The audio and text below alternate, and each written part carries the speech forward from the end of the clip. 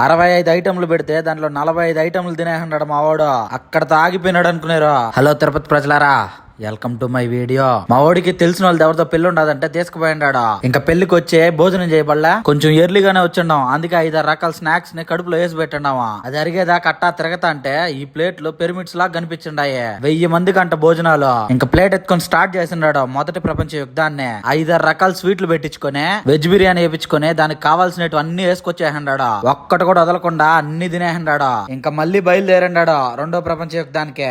ఈసారి కూర్చునే దానికి స్థలం లేకపోయే కాడికి నిల్చొని మరీ తినేహండాడా. ఇంకా మూడో ప్రపంచ యుద్ధాన్ని అందరి మధ్యలో ముగిచ్చండాడా.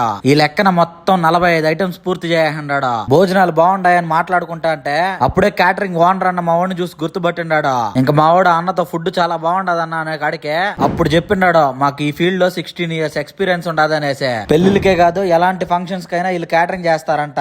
మినిమం ఆర్డర్ అయితే 50 members కి ఇచ్చినా చాలంట.